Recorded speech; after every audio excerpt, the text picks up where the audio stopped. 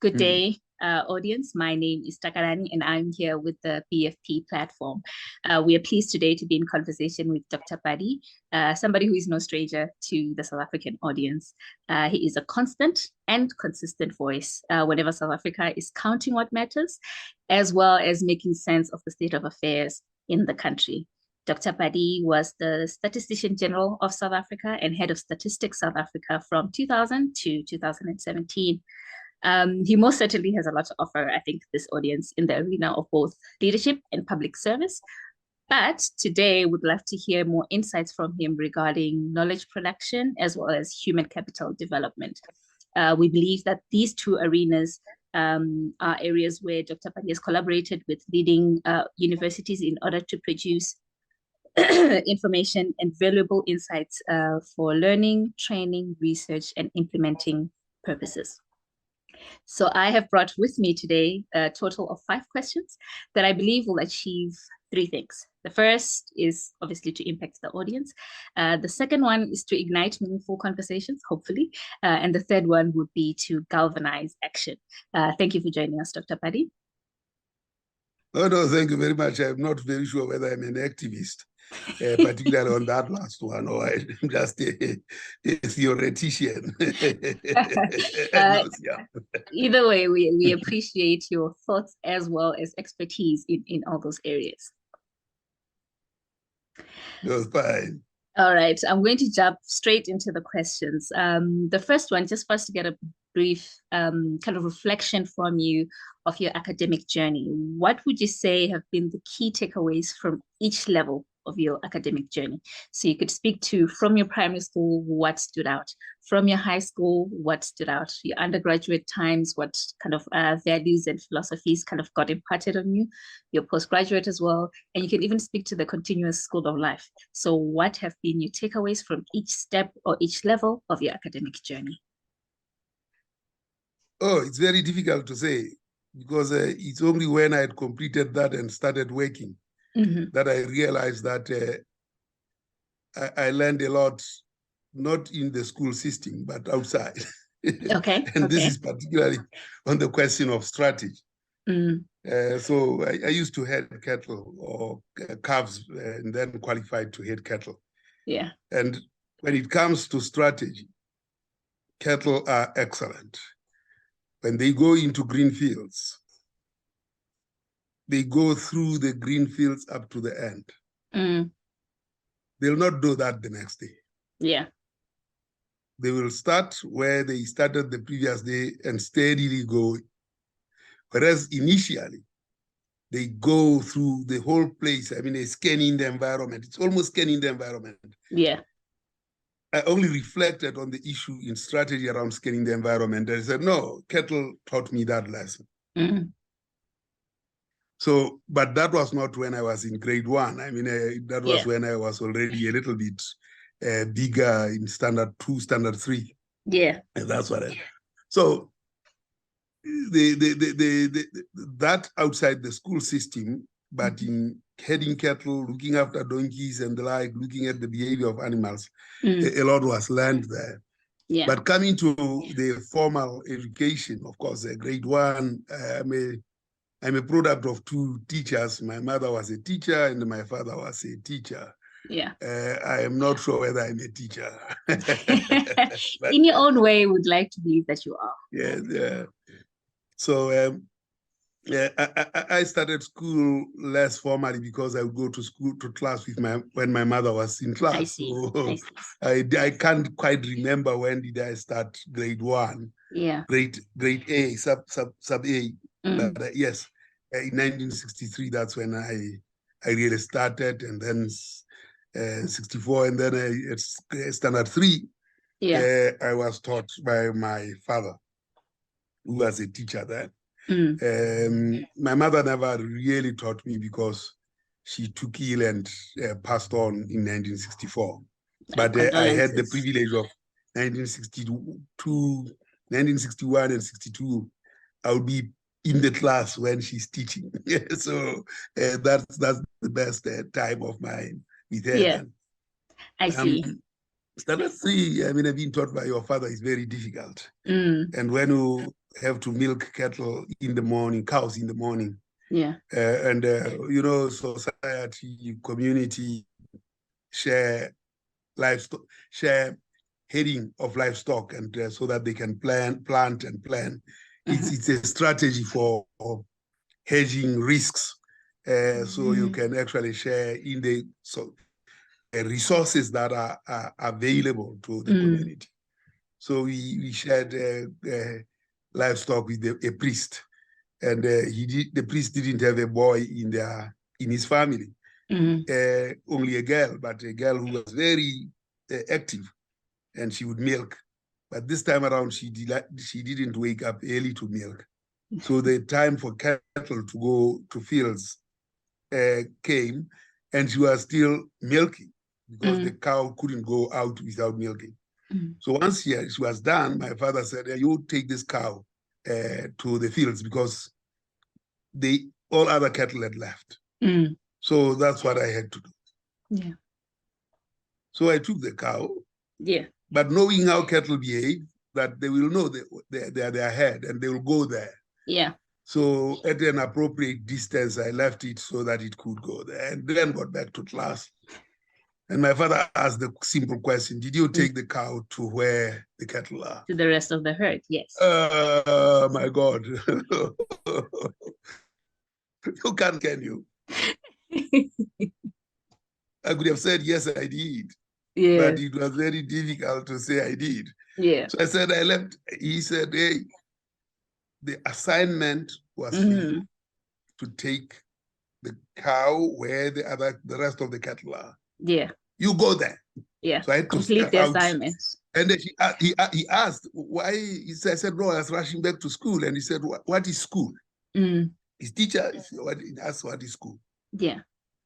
So I had to take the cow there, and of course I found it there. It had already arrived, but I had to walk there and ensure that, because he had calculated the distance I traveled, and I realized that I might have returned the way. So I went and reached the place. So I had to do this job twice. What is the lesson? Celia and Midupi, the task has to be done twice, with no electricity still. Yeah. That responsibility is very, very crucial, embedded in my head for the first time. So I got there, and then when I got back, he asked me again, what is school? And I understood the question, that school is not in this classroom. Yes, it's school in this classroom, but school is the totality of activities that are undertaken. So, and then of course I completed primary school and went to high school. And yeah, again, I mean, we had a very interesting thing that when we went to high school, to secondary school, we went to where the family house was. Okay. We stayed at the which I didn't know for a very long time, that it was a mission house. So, but to get there, my father had already planted maize in that village, which was about 30, almost 30 kilometers away. Yeah. And we had to ensure that we go there with an ox wagon so that we can go and harvest the maize, bring it, thresh it, and send it to the mill, which will be our food when we are there. So this level of responsibility is something that I look back at, and of course when that was happening, the others were going back to school by bus. We were going on this ox wagon to go and harvest and do this and provide for our duration at Form 1 and so stepping. So that was that. And then, well, one goes to a high school, which was very nice. The high school I went to was, the principal was my uncle. Okay. I was a male boy. Yeah. So every morning I'll read the mail for everybody to come and lift their mail and so on. But I think I was also a little naughty.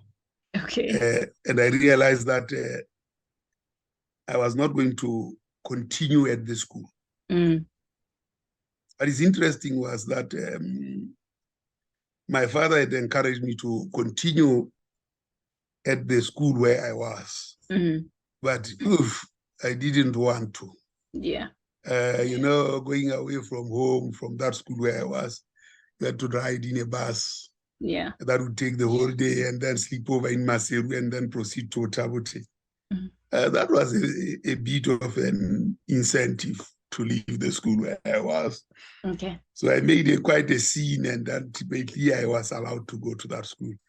After 2 years of Form C, I felt that I can't proceed to high school in the same school. It was a school that the principal was my uncle.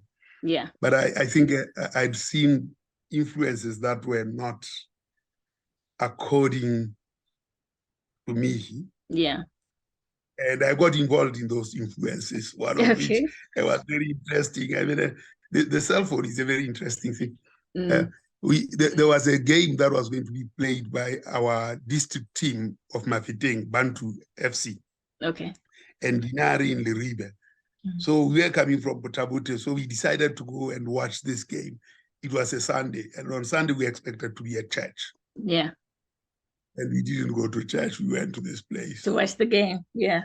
Yeah, to watch the game. And then we came back in a bus, and as I arrived, my uncle called for me and said, "Where have you been?" I said, "I was in church." And there were so many others of us there. Yeah. So he asked who else was there. I realized that if I reveal who everybody was, I'm sure we are risking to be fired, to be expelled from school. So I insisted on the guy with whom I was, that I left with and came back with. I said I was with this guy. Yeah. So what had happened is my cousin was there too. And then when he got back to Maseru, he called my uncle to say he met me. So this whole church fell apart. So I mean, these days the cell phone catches you so quickly. Then I mean, I was so unlucky to be caught by a landline. The evidence was there before you were interrogated. Before I entered, and I said, "Fono Yandraka," and we used to laugh at this with other colleagues who were there, but elderly, about how Fono Ilandraka. got you in trouble. The truth had to be squeezed out of me. So then I felt that with all that in the atmosphere, I should actually go to a different school, and I went to a different school. But it was something else. Dogs, don't forget. Okay. When I was growing up in my village, this dog came and it eats eggs. Yeah. You just wait for the hen to lay an egg, and then it goes and So I had to chase it up to its home, threw a stone at it at its home, and hit the front paw. So the owner was asking on the day, "What happened to my dog? You guys, have you seen anything?" We said, "No, nothing. We never saw anything." Yeah. But as this dog tried to heal, he tried to heal a week later. I mean, you walk in front of the house, it barks. It hadn't barked at you before. Yeah. Pose this situation barks. So the evidence. The evidence. Yeah. The owner knew that who had hit the dog. So I told his much later, 3 years ago, I told his son that, "Hey, you go and tell your father that I was the one who hit that dog." Oh, okay. And unfortunately, I don't know whether he managed to tell him before he passed on, because he passed on. So I don't know whether the son had. So at Butabuta School, there was this other dog that was very emaciated, and as growing up, dogs were a target. That was for chasing. So we chased this dog. I chased it. Fate had it that my uncle actually liked it and brought it home. Yeah. fattened it. What a beautiful dog. My God, when it saw me, I had to ask for baby. I had to call.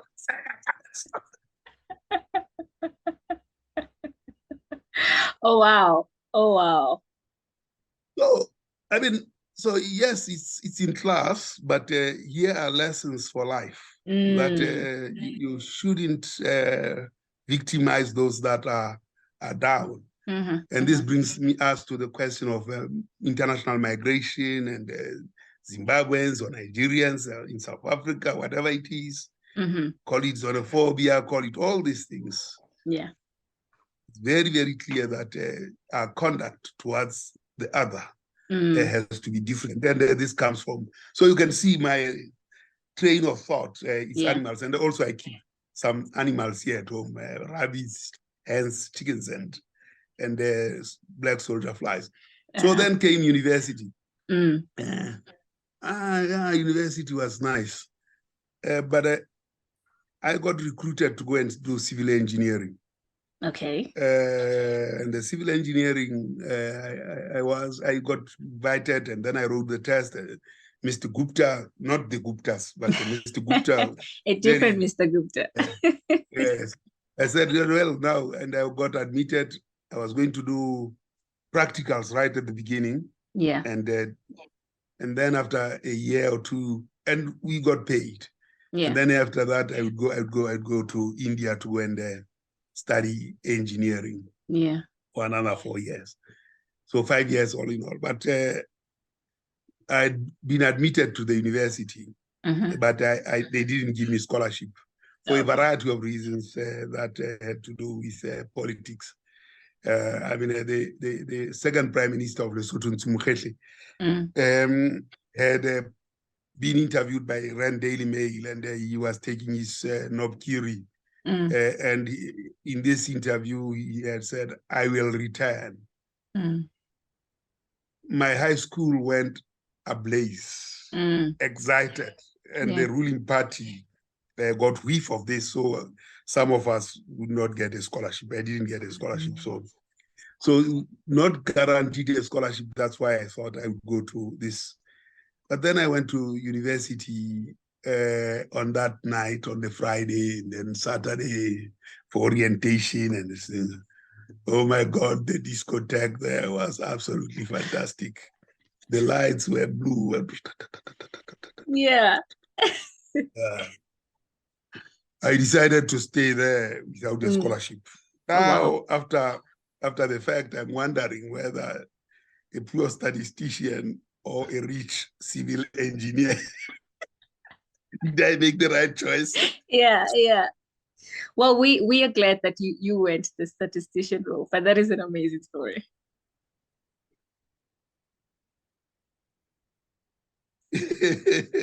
Well, I really don't know whether that was the right choice looking at my life at the moment. But I blame those lights and Mizalas. The loud music and the bright lights. So then and then postgraduate, we went to Ghana. Another experience, landing there, and oh my God, there was no food. Food was hard to come by. I mean, you learn economics upon landing at the airport. Then you learn economics. Yeah. Exchange rate, food prices, black market, everything. You smell it, you feel it. Yeah. You realize, oh, this thing that I was learning in class happens this way. And then when the budgets were to be read by the Minister of Finance, all food disappears from the market. And then after the budget, up higher prices. So they scoop on the old prices of the food. So very interesting. Yeah. Well, when leaving Ghana, our director was a very tough man. He was a constable in the Biafra War, the secession war of Nigeria, of Biafra. Yes. He was Professor Okonjo, Chukwuka Okonjo. I mean, a tough guy. So when we had completed our postgraduate studies, he wanted us to be addressed by Dr. Adedeji Adebayo, who was the secretary of the Economic Commission for Africa, UN Economic. But then we were eager to go home, you know. Yeah. eager to go home. Ghana, we are finished. We are done with our university. We done. We want to go. Yeah. So you had to surrender to one document. Either you have your air ticket or you have your passport. You can't have both. Mm-hmm. So, but then I tell my friend, I say, man, I want to go home. Don't you want to go home? Let's go, comrade. Yeah. So I tell him the plan. I say, man, we need to go to the international center. Those guys I saw when they arrived, they had their Ethiopian Airlines cover tickets. Mm-hmm. They had those. Let's go and take those. Take the covers. So we went and got those. Yes, ticket covers and everything. There was something inside. Didn't show what name, and so get those. Oh, so wow. We go to Dr. Katikiti. Wow. we hand over our passports so that we get our real tickets. Go to Ethiopian Airlines, we get our real tickets. We come back, we hand over the shell. Oh my God. We get our passports. And out of Ghana we went. Wow. So you managed to board your flights? We boarded our flights. We had a whole contingent of our course students. Yeah. Because we used to invite them for Bubra. When you leave Ghana, you go to the airport, and then you will invite everybody to come and drink with you. And then we had sold so many things, items. We had enough money to buy Bubra for everybody and ourselves to drink. Yeah. But the important part is when you board the plane. You go towards the plane, you go back, you wave, and then they cheer. Yes. That was the fantastic part. They didn't know how we managed the escape. So a number of years later, my friend in 2007 calls me and says, man, can you do something? I mean, he was Zimbabwean. Can you do something? Things are bad here in Zimbabwe. They are really bad. I said, man, I had to leave Lesotho fleeing because things were bad shortly after we came back from school zone. Then I come back to my office. I say, guys, it's bad in Zimbabwe. Yeah. If we are not careful and we conduct ourselves in a manner that is, things will be bad here. And I reminded my colleague that remember where we were in Ghana, how tough things were. And I just come back from Ghana. I said, in Ghana, things are better, my friend. You can get all kinds of things, and it's the economy is everything. It's real good in Ghana. Ghana is Sito. Ghana is Sito.